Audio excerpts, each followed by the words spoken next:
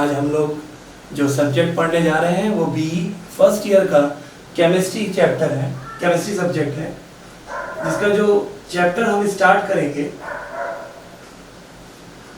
उसका नाम है water analysis and treatment and it's industrial application. इस चैप्टर में हम ये पढ़ने, अभी तक तो हमने वाटर के बारे में पढ़ा है जो हमें बचपन से पढ़ाया गया है, स्कूलिंग लाइफ में पढ़ाया गया है कि वाटर H2O है, हाइड्रोजन और ऑक्सीजन से कंबाइन करके। इसमें हम क्या पढ़ने वाले हैं?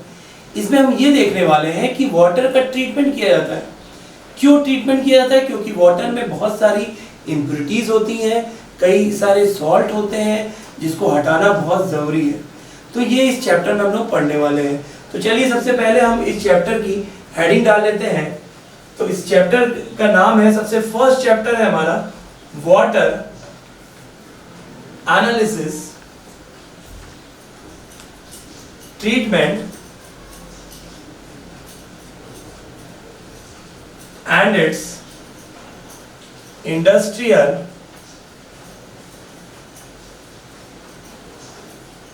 एप्लीकेशन।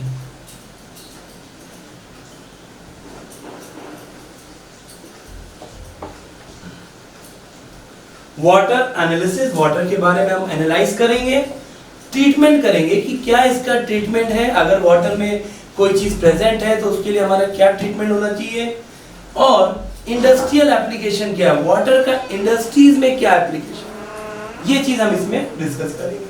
तो सबसे पहले हम अपनी बेसिक चीजों को एक बार फिर से रिकॉल कर लेते हैं, रिमाइंड कर लेते हैं कि हमारा क्या क्या बेसिक हमने वाटर के बारे में जानते हैं।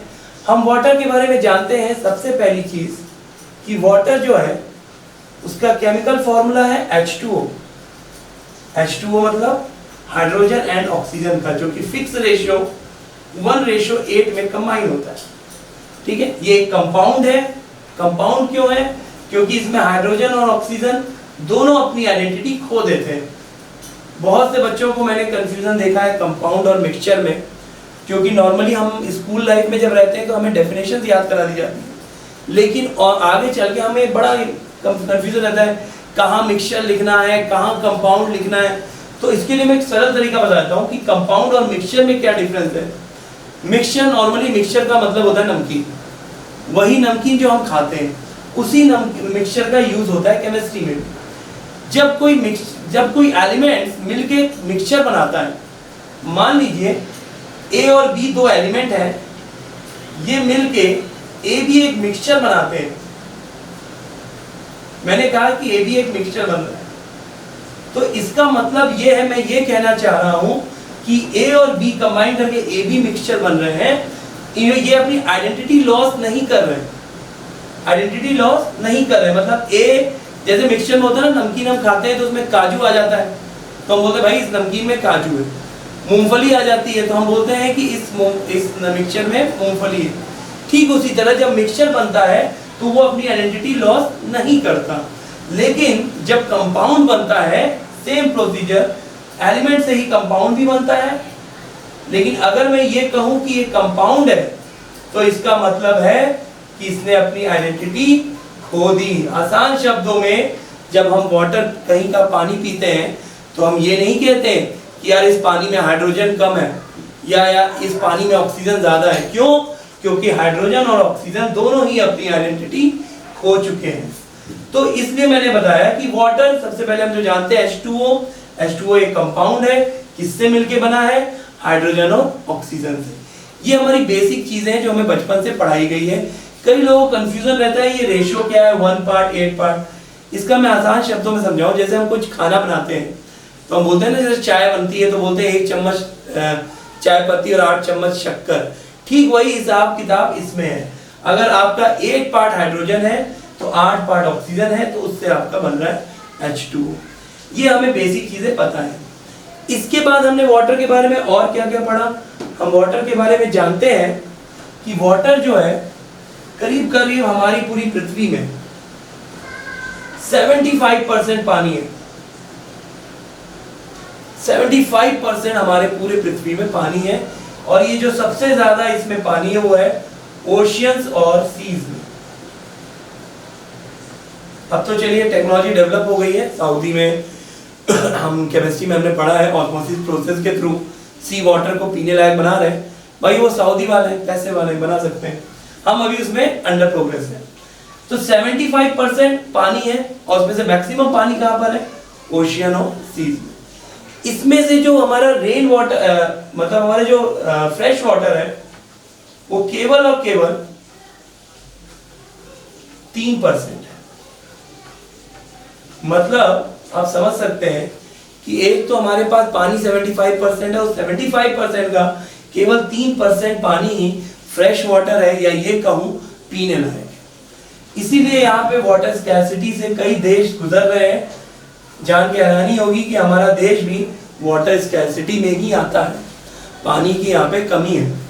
तो ये है हमारा फ्रेश वाटर। फ्रेश वाटर हमें क्या क्या कहाँ से मिलता है? एक तो रिवर हो गया, लेक हो गया, वेल हो गया, अंडरग्राउंड वाटर भी बोलते हैं फ्रेश वाटर में, अंडरग्राउंड वाटर वेल हो गया, और स्प्रिंग्स हो गए। तो देखिए फ्रेश वाटर में ये होता है जहां हम लोग ज्यादातर इस्तेमाल करते हैं रिवर वाटर। अब हम लोग रिवर वाटर का इस्तेमाल करते हैं क्योंकि हम इंदौर में रहते हैं, भाई नदी का पानी आता है। लेकिन भोपाल में क्या है? लेक का वाटर ज्यादा। कुछ तो डिफरेंस होगा रिवर वाटर और लेक वाटर में, वो हम डिफरेंस इस चैप्टर में पढ़ने वाले हैं। क्योंकि अभी तक हम जब पढ़ते थे ना तो हम इसमें ये सब नहीं पढ़ते थे, हमें ये बताया जाता था फ्रेश वाटर कहाँ से मिलेगा, रिवर, लेक, वेल और स्प्रिंग। इसके अलावा हमें बताया जाता था सैलिन वाटर, दूसरा वाटर का दूसरा कंपोजिशन क्या है? सैलिन, और सैलिन मतलब नमक वाला। और सैलिन वाटर कहाँ मिलता है? ओशियन और सीज में। ये हमें बचपन से पढ़ाया गया है। इसके अलावा क्यों हम well water, lake water, river water में कुछ तो डिफरेंस होगा कि हम कुछ तो पानी में अंतर होगा। जैसे मैंने बताऊं भोपाल के पानी में लेक का वाटर है, वहाँ कैल्शियम की कमी है उसके पानी में, ठीक है। तो वहाँ पे लोग ना कैल्शियम के लिए कुछ कैल्शियम की चीज़ें खाते हैं। जैसे नॉनवेज वाले हैं तो वो नॉनवेज खा लेते हैं, वेज वाले हैं तो वो कैल्शियम चूना जिसे कहते हैं वो खा लेते हैं। तो ऐसा तो नहीं है कि इन फ्रेश वाटर में भी डिफरेंस है, नहीं, बिल्कुल डिफरेंस है इसमें, रिवर में, लेक में, वेल में, स्प्रिंग में। हाँ, लेकिन हमारे पास फ्रेश वाटर में यही सोर्स है। ये चारों में जो मेनली वाटर आता है वो कहाँ से आता है? Rain water. जब हम स्कूल में होते हैं तो हमें ये बोला जाता है कि यार रेन वाटर हार्वेस्टिंग, और हमने पढ़ा भी है स्कूल लाइफ में कि rain water harvesting roof top पे रख लो, उसको फिर एक बड़े से टैंक में भेजो, बैम्बू ड्रिप इरिगेशन के बारे में हमने पढ़ा है। लेकिन अगर हम कहें ये रेन वाटर हार्वेस्टिंग ये सच में बहुत कॉस्टली है, इसलिए ये पॉसिबल नहीं है। अगर रेन वाटर हार्वेस्टिंग इतना एफिशिएंट होता, ठीक है, इतना इफेक्टिव होता, तो हम सबसे पहले रेन वाटर, क्योंकि बारिश का अभी सीजन ही चल रहा है, रेनी सीजन, तो हम सब के सब रेन वाटर हार्वेस्टिंग करते। लेकिन क्योंकि ये कॉस्टली पड़ता है इसलिए रेन वाटर हार्वेस्ट करना, इसको बचा के रखना और अपने फ्यूचर के लिए वो पॉसिबल नहीं होता है।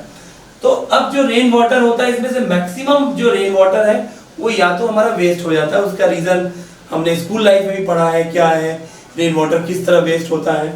लेकिन ज्यादातर पानी चला जाता है रिवर में, या फिर अंडर वाटर, जमीन के अंदर, सॉइल के थ्रू जमीन के अंदर चला जाता है।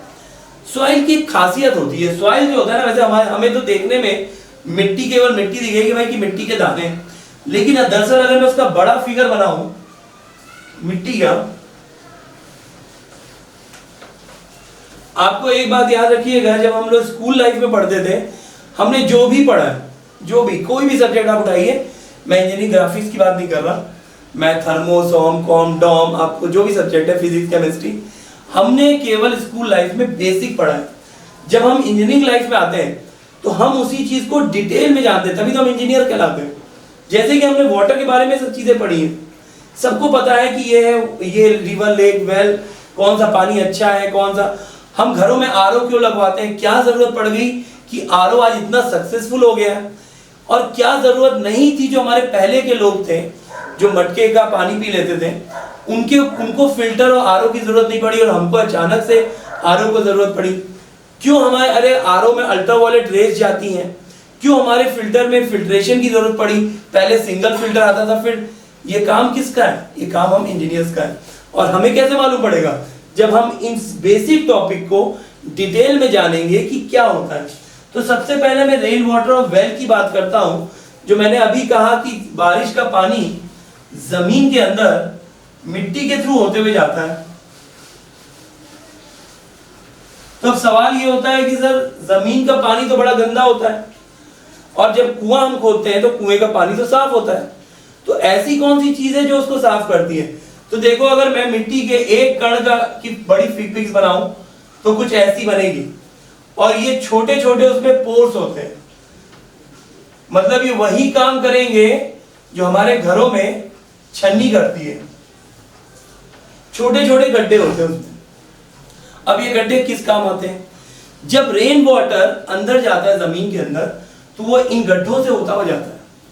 वो ऐसा नहीं है कि मिट्टी में कुछ नहीं, इस गड्ढों से होता जाता है। जो गंदगी रह जाती है ऊपर रह जाती है और साफ पानी नीचे आता है। इसके अलावा मिट्टी भी है, ग्रेवल्स भी है, छोटे छोटे कंकड़ भी है। कंकड़ की भी यही कहानी है, उसमें भी क्या होता है, पोर्स होते हैं। और सबसे बड़ी बात यह है कि पोर्स का साइज अलग अलग होता है। मतलब जो कचरा ये रोक रहे हैं ये नहीं रोक पाएंगे, उसे ये रोक देगा। तो ऐसे होते होते वो जब पानी नीचे की तरफ जाता है तो वो हमें क्लीन वाटर मिलता है। इसी पानी को हम वेल के थ्रू या ट्यूबवेल के थ्रू यूज करते हैं। वेल का पानी बहुत अच्छा है, पीने लायक भी है, मिनरल्स भी मिल जाते हैं हमें। लेकिन इसके अंदर प्रॉब्लम ये हो रही है, हम इतना ज्यादा